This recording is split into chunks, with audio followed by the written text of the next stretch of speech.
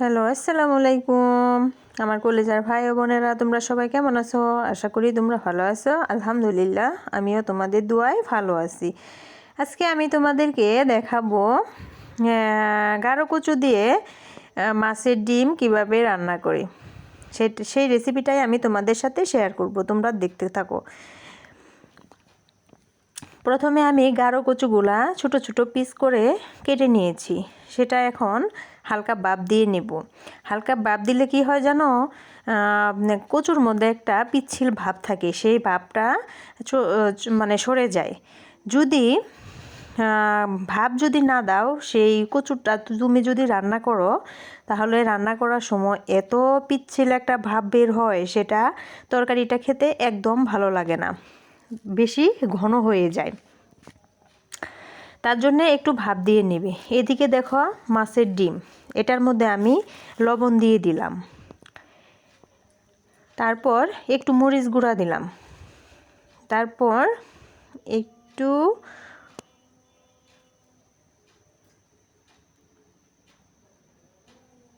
সামান্য একটু পরিমাণ হলুদ দিয়ে দিলাম। এটাকে আমি পুরা মাছের ডিমটাকে আমি ভালো করে মিক্সড করে নেব, মাছের ডিমের সাথে মিক্সড করে নেব।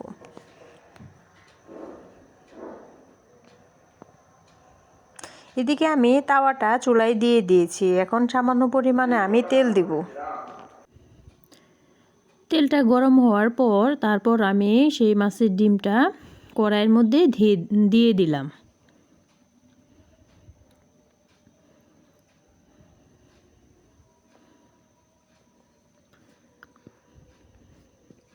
এখন আমি সেই ডিমটাকে মানে ভাজা কাঠি দিয়ে একটু একটু করে ছড়িয়ে দিব, যেহেতু ডিমটা ভালো করে সিদ্ধ হয়।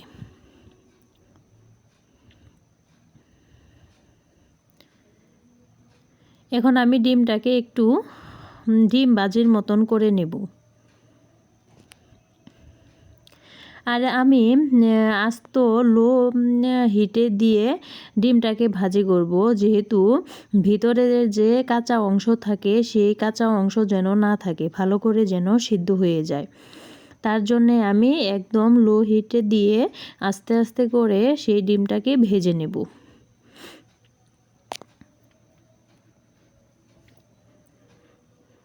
এই তো আমি দেখো কয়েকবার উল্টিয়ে পাল্টিয়ে ডিমটাকে ভালো করে ভেজে নিচ্ছি, যাতে ভিতরে কাঁচা না থাকে। ডিমটা হওয়ার পর আমি সেটাকে ছোট ছোট পিস করে নেব।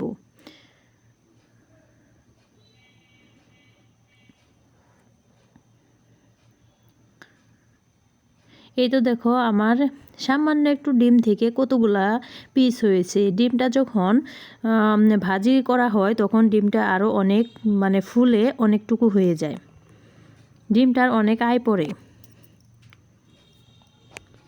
এখন আমি সেই ডিমগুলা উঠিয়ে নেব।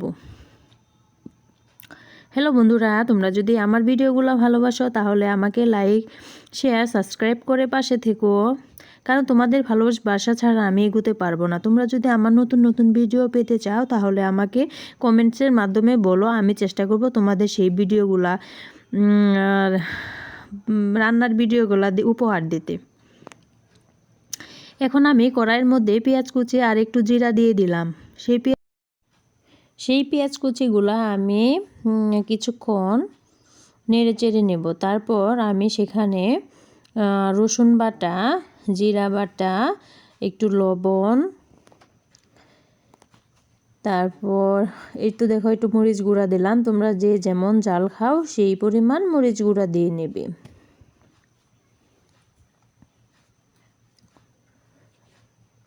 তারপর একটু হলুদ দিলাম, আর দিব একটু হলো সজের গুঁড়া।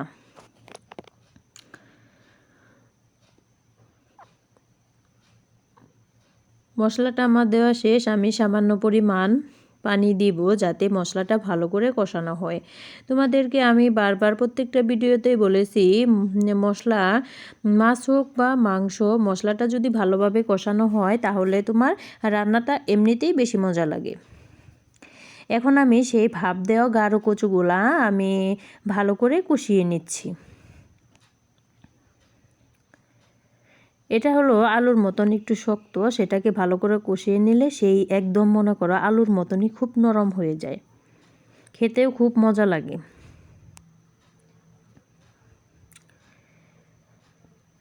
এখন আমি আর একটু সিদ্ধ হওয়ার জন্য সামান্য একটু পরিমাণ পানি দিয়ে কিছুক্ষণের জন্য ঢেকে রাখবো।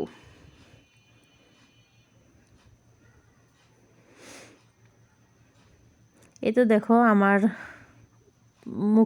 কচুটা মনে হয় গাঢ় কচুটা এখন সিদ্ধ হয়ে এসেছে।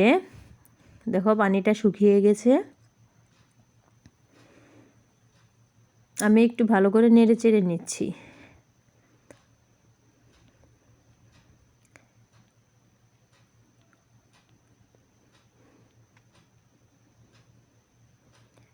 এখন আমি এর মধ্যে দেখো আমি ধনেপাতা দিয়েছি, ডিমের মধ্যে রাখছি, যেহেতু ধনেপাতাটা পরে দিলেও সমস্যা নেই, সেখানে আমি রেখে দিয়েছি, ডিমের সাথে রেখে দিয়েছি।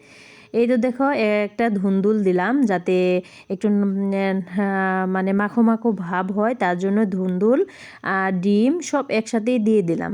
যেহেতু ডিম মাছের ডিমগুলো আর ভাঙবে না, আর হলো ধুন্দুলগুলো তাড়াতাড়ি সিদ্ধ হয়ে যাবে, তার জন্য আমি দুটা একসাথেই দিয়ে দিলাম।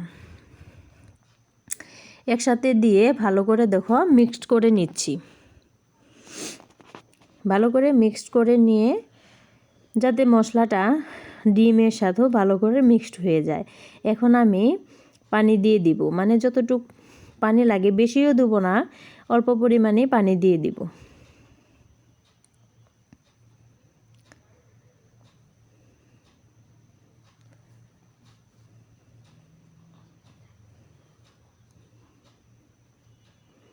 এই তো দেখো কালারটা কত সুন্দর হয়েছে, একদম সবুজ সবুজ ভাব হচ্ছে। আর এখন আমি কিছুক্ষণের জন্য ঢেকে দিতেছি। এই তো দেখো আমার রান্নাটা প্রায় শেষ। কত সুন্দর একটা কালার হয়েছে রান্নাটার, কিন্তু খেতেও অনেক মজা। তোমরা সবাই পাশে থেকো, তোমাদের জন্য শুভকামনা রইল। আসসালামু আলাইকুম।